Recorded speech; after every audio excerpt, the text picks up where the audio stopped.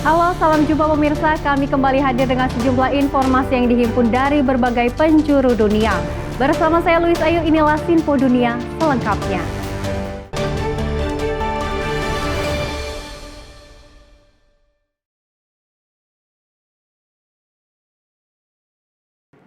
Kita awali informasi yang pertama dari dalam negeri. Pemirsa, Presiden Prabowo mengapresiasi posisi Tiongkok dalam membela negara berkembang dan perjuangan Palestina. Dalam sambutannya, Prabowo tekankan pentingnya kemitraan strategis yang melampaui ekonomi dan berbasis solidaritas global.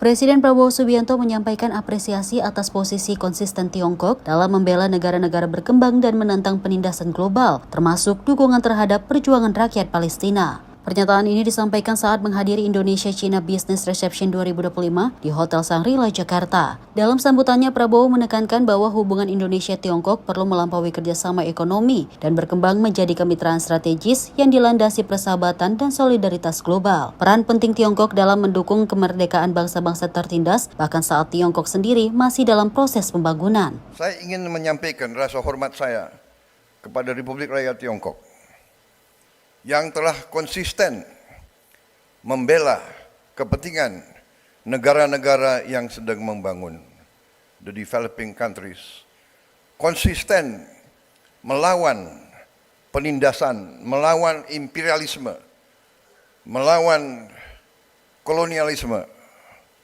melawan apartheid. Republik Rakyat Tiongkok membela perjuangan-perjuangan pembebasan di negara-negara yang masih tertindas oleh imperialisme dan kolonialisme. Waktu Tiongkok masih juga membangun, Tiongkok tetap membela perjuangan gerakan-gerakan pembebasan dimanapun. Dan sampai hari ini kita melihat kepemimpinan Tiongkok khususnya dalam membela rakyat Palestina sungguh membanggakan bagi kita semua. Dari hati saya, atas nama pribadi saya dan atas nama rakyat Indonesia, kami sampaikan hormat kami kepada kepemimpinan Republik Rakyat Tiongkok dalam membela rakyat-rakyat yang tertindas di seluruh dunia. Terima kasih kepemimpinan Tiongkok. Terima kasih. Prabowo menyebut konsistensi tersebut sebagai wujud kepemimpinan global yang berpihak pada keadilan dan kemanusiaan. Atas nama pribadi dan rakyat Indonesia, Prabowo menyampaikan rasa hormat dan terima kasih kepada pemerintah serta kepemimpinan Tiongkok atas komitmen tersebut. Tim redaksi Sinpo TV melaporkan. Informasi masih dari dalam negeri, pemirsa. Presiden Prabowo mengajak perusahaan Tiongkok untuk memperkuat kontribusi di Indonesia melalui lapangan pekerjaan dan alih teknologi. Presiden Prabowo juga menekankan pentingnya investasi hijau dan kerjasama strategis untuk menciptakan kesejahteraan bersama. Dalam jamuan makan malam Business Forum Dinner bersama Perdana Menteri Tiongkok Li Qiang di Jakarta pada Sabtu 24 Mei 2025, Presiden Republik Indonesia Prabowo Subianto mengajak perusahaan-perusahaan Tiongkok untuk terus memperkuat kontribusinya dalam perekonomian Indonesia melalui penciptaan lapangan kerja dan ahli teknologi. Ia mengapresiasi komitmen tinggi para pelaku usaha Tiongkok yang membuka memahami tantangan serta kepentingan lokal Indonesia. Prabowo juga menekankan pentingnya mendorong investasi hijau yang ramah lingkungan dan memperkuat kerjasama strategis di sektor industri dan teknologi. Prabowo memuji berbagai proyek kerjasama besar antara Indonesia dan Tiongkok seperti kereta cepat Jakarta-Bandung dan kawasan industri hilirisasi. Saya ingin menyampaikan rasa terima kasih yang tulus kepada perusahaan-perusahaan Tiongkok yang telah berpartisipasi dalam ekonomi kita, menciptakan lapangan kerja, melakukan transfer teknologi, membangun kepercayaan di antara semua dunia usaha, terutama di tanah air kita. Saya telah berjumpa dengan banyak tokoh-tokoh dari dunia usaha Tiongkok. Saya melihat komitmen mereka, saya melihat keinginan mereka untuk menyesuaikan dengan keadaan dan kondisi di Indonesia. Mereka sangat terbuka untuk mendengarkan kesulitan-kesulitan kita dan kepentingan-kepentingan kita. Hubungan dagang, investasi dan teknologi ini adalah bukti komitmen kita bersama untuk membangun masa depan yang lebih kuat, lebih sejahtera bagi kedua bangsa kita, dan juga lebih hijau, lebih ramah bagi lingkungan kita bersama. Perusahaan-perusahaan Tiongkok telah menjalankan proyek-proyek besar yang sangat berhasil. Kereta api cepat Jakarta-Bandung, kawasan industri, hilirisasi nikel, termasuk pembangunan berbagai proyek-proyek industri dan teknologi yang besar yang telah kita saksikan dalam pameran singkat yang baru saja saya diundang untuk melihat. Di akhir pidatonya, Prabowo menyatakan keyakinannya bahwa Indonesia dan Tiongkok dapat menjadi contoh bagaimana kekuatan ekonomi diarahkan untuk menciptakan stabilitas, harmoni, dan kesejahteraan bersama di kawasan. Tim redaksi Sinpo TV melaporkan. Informasi lainnya pemirsa, banyak warga Amerika Serikat mengurangi konsumsi daging tak hanya untuk alasan kesehatan, namun juga alasan lingkungan mengingat besarnya jejak karbon peternak komersial. Tetapi riset terkini menguatkan asumsi selama ini bahwa antara konsumen laki-laki dan perempuan salah satunya lebih banyak makan daging. Dalam kompetisi bakar daging alias barbecue di Memphis, negara bagian Tennessee baru-baru ini, hadir sejumlah perwakilan dari luar Amerika Serikat, mulai Selandia Baru hingga Meksiko. This logo right here, it means El Fuego Nos Une, which in English is the fire unites us. And the only advice that I can say, enjoy your time out there in the backyard with your family, because it's known that fire has united us as a humanity since the beginning of times. Makan daging masih menjadi kelaziman bagi banyak orang di seluruh dunia. Dan riset baru-baru ini yang diterbitkan dalam jurnal ilmiah Nature Scientific Reports oleh peneliti University of Zurich ternyata mengonfirmasi ada perbedaan dalam konsumsi daging antara laki-laki dengan perempuan. Research has already established that men eat more meat than women on average, and that people in wealthier, more developed countries also tend to eat more meat on average than people in less developed countries. Countries that are more developed also are developed in terms of human development, so more gender equal. And the big takeaway, the novel finding from our research was that the gender difference in meat consumption is larger in countries with higher levels of economic development and human development and greater gender equality. Beragam teori pun berkembang mengenai alasannya. Meat consumption is considered a kind of masculine behavior. There's some evidence that men feel more attractive when they think about eating meat, and that heterosexual women might see men as more attractive when they eat meat. And so that is why we sort of thought maybe as gender roles were reduced, meat consumption differences would decrease. Bagi peneliti, kesimpulan utama dari riset ini adalah bila ingin lebih serius mengatasi dampak lingkungan budidaya ternak industrial, maka yang perlu lebih banyak disasar adalah konsumen laki-laki. People and institutions throughout the world are trying to reduce meat consumption because animal agriculture hastens climate change. It also increases risk for zoonotic disease, and many people are increasingly aware of animal rights concerns associated with farmed animal agriculture. So, our findings highlight that given that meat consumption may vary as a function of cultural context, nation, gender, it might be helpful to develop effective meat reduction strategies that take these contextual factors into account. Temuan peneliti University of Zurich ini konsisten dengan hasil penelitian dan juga survei sebelumnya. Survei oleh lembaga Gallup misalnya menunjukkan bahwa di Amerika Serikat saja hanya 2% dari laki-laki mengaku sebagai vegetarian. Sementara sekitar 6% perempuan mengatakan mereka tidak mengonsumsi hewan. Dari Washington DC, saya Nova Purwadi dan tim VOA. Pemirsa, sejumlah warga di Nairobi, Kenya mengecam pembangunan gedung bertingkat yang mereka sebut ilegal terutama oleh kontraktor Tiongkok. Aktivis sosial ini menuduh pengembangan Tiongkok menghindari produsen hukum. Tetapi menurut ekonomi, kehadiran Tiongkok memicu industri konstruksi Kenya untuk berkompetisi. Di pinggiran kawasan Kilimani di Nairobi, Warga seperti Jerotich Sei sedang mempertimbangkan langkah berikutnya untuk menghentikan apa yang mereka sebut sebagai pembangunan ilegal di wilayah ini. What we are suffering from now is unplanned construction. If you don't have sewage, you don't have wider roads, you don't have fire stations, you don't have enough schools, you don't have hospitals, all you're doing is just building and building and building accommodation without the requisite planning. Kilimani adalah salah satu kawasan yang warganya menentang pembangunan gedung-gedung bertingkat. Menurut arsitek di konsultan pembangunan perkotaan EcoBuild Africa, banyak bangunan tidak memenuhi persyaratan pembangunan gedung. A lot of the buildings that we are seeing around here do not even meet that same City Hall's development control requirements. And they're approved in City Hall. They're actually approved in City Hall. And I can say this without fear of contradiction. For donkey years, City Hall has been the citadel of corruption. Jerotich mengklaim perusahaan-perusahaan Tiongkok melakukan praktik korupsi untuk menghindari prosedur hukum.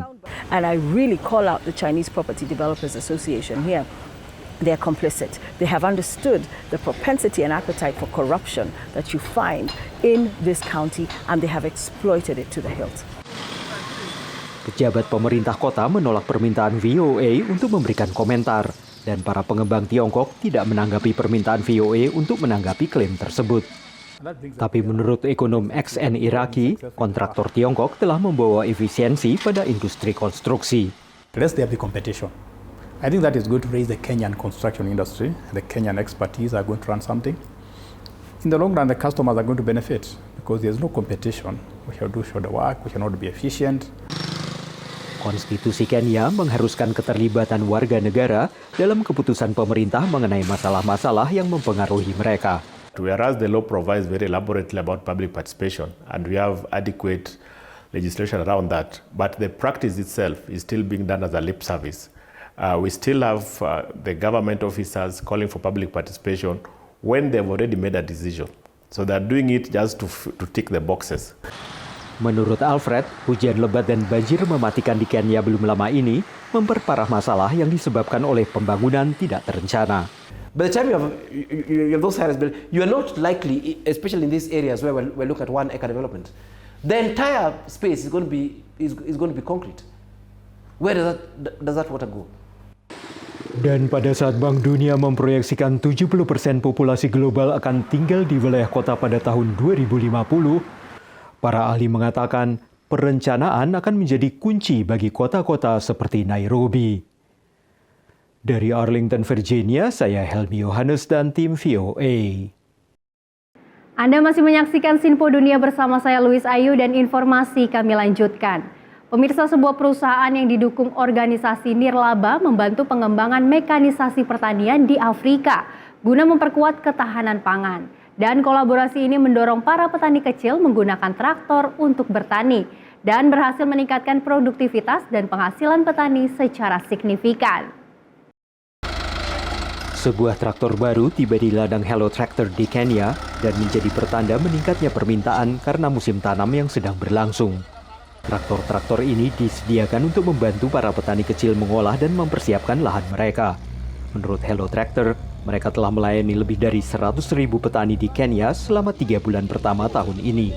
Petani padi ini adalah salah satu dari sedikit petani saat ini yang menyewa traktor seharga $150 untuk mengolah lahan seluas 5 hektar. Dengan memakai traktor dan peralatan pertanian mekanis lainnya, petani ini mengaku bisa menghasilkan 200 karung beras dibanding hanya 2 karung ketika ia masih memakai cangkul untuk menanam. Tinga imenisaidia sana kwa sababu ya kwanza napata chakula mingi ambaye naweza uza pia.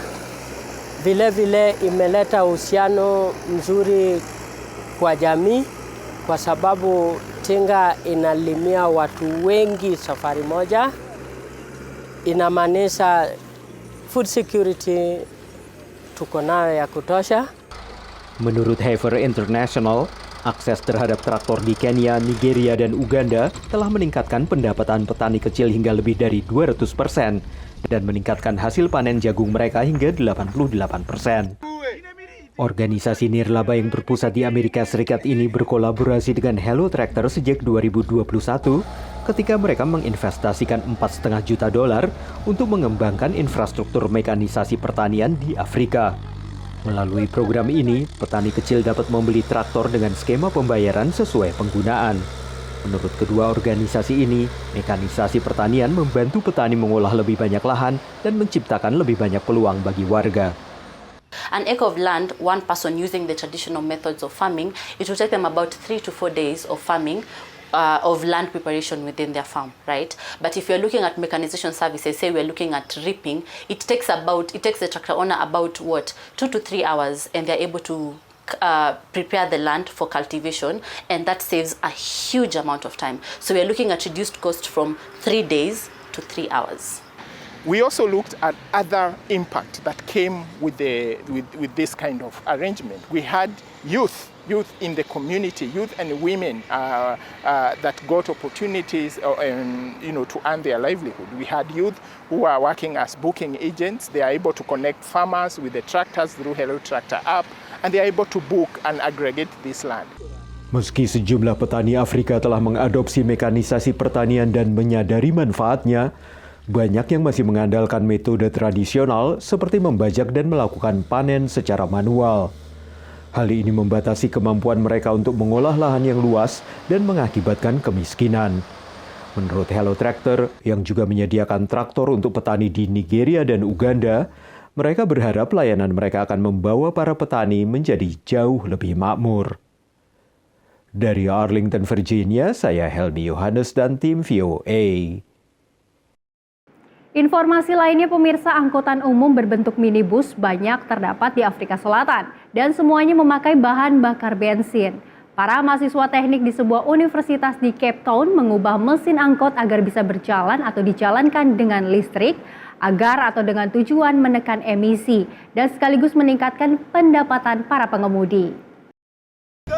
Sekitar 250.000 angkot minibus diperkirakan ada di seluruh Afrika Selatan untuk menyediakan transportasi bagi masyarakat. Meskipun nyaman dan populer, tapi kendaraan minibus membutuhkan bensin yang ikut berkontribusi terhadap polusi dan perubahan iklim. Para mahasiswa teknik di Universitas Stellenbosch mencari cara untuk memanfaatkan tenaga listrik bagi armada minibus Afrika Selatan.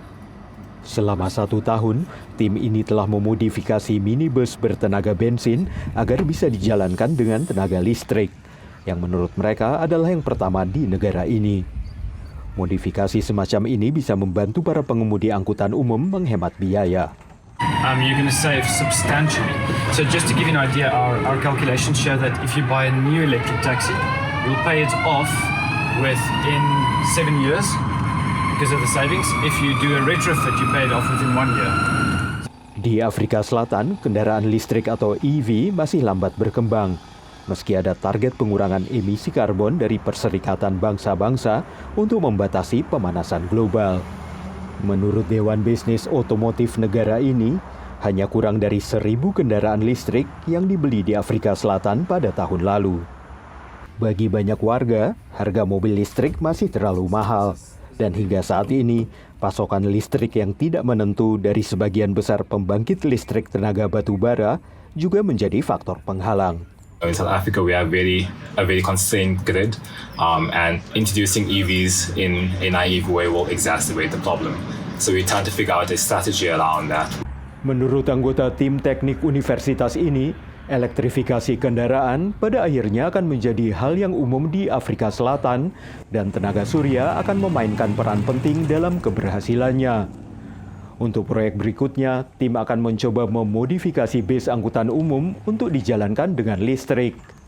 Dan untuk saat ini, para insinyur sedang mencari dukungan finansial dari pemerintah dan sektor swasta untuk melanjutkan proyek minibus listrik ini. Dari Arlington, Virginia, saya Helmi Yohanes dan tim VOA. Pemirsa, teknologi kecerdasan buatan generatif seperti ChatGPT semakin populer dan mulai mengubah masa depan para tenaga kerja. Sejumlah pihak khawatir AI akan menggerus pekerjaan manusia dan mengakibatkan PHK massal. Tetapi pihak lain ini menilai kerjasama manusia dan AI bisa membawa masa depan yang lebih cerah. Otomatisasi telah berdampak pada pekerja di dunia selama lebih dari 1 abad, dan ini menghancurkan dan juga menciptakan pekerjaan. Para ahli kini melihat ke depan untuk mencoba memprediksi bagaimana kecerdasan buatan generatif atau Gen AI akan mengubah cara manusia bekerja. Menurut Sanjay Patnaik dari Brookings Institution, AI generatif kini masuk ke wilayah yang dulunya bergantung secara penuh pada manusia. The jobs that are at highest risk in the beginning are really entry-level jobs, marketing, research analysts, research assistants, financial analysts, things that can be automated relatively easy that are very repetitive. Tapi menurut sejumlah pakar, ada juga masalah kekurangan tenaga kerja berkualifikasi. Menurut Susan Biller dari Federasi Robotika Internasional, AI hanyalah mengisi kekosongan. We're also looking at rather jobs that do vanish because no one is training on those jobs yet. A good example for that is the welder. So we use the robotic solutions to overcome that issue and actually still perform all the welding jobs needed. Abigail Gilbert dari Institute for the Future of Work mengatakan ada sejumlah hal yang tidak bisa dilakukan oleh kecerdasan buatan. There is still a strong demand and a persistent demand for communication, critical thinking, and leadership within businesses. So those kinds of talents that are secured from, I suppose, arts and humanities subjects remain critically important to the labour market. Menurut Sean Daly dari Niagara University, AI akan tetap ada. Dan salah satu cara untuk bisa tetap bekerja adalah dengan menjadi ahli AI. People who understand the machine will have their abilities so tremendously magnified. Some of them are going to be content creators who can create unique pieces and unique formed from the text generators, the image generators, the video generators, and boy, the program generators. Untuk mencapai tujuan itu, Gedung Putih telah mengumumkan rencana meningkatkan jumlah spesialis kecerdasan buatan dalam Dinas Pemerintahan Federal menjadi 500 orang pada tahun depan. Dari Arlington, Virginia, saya Helmi Yohanes dan tim VOA. Dan pemirsa, informasi tadi sekaligus menutup jumpa kita pada edisi kali ini. Tetap saksikan Sinfo Dunia hanya di Sinfo TV. Saya Louis Ayu mewakili kerabat kerja yang bertugas pamit undur diri. Terima kasih atas kebersamaan Anda. Sampai jumpa.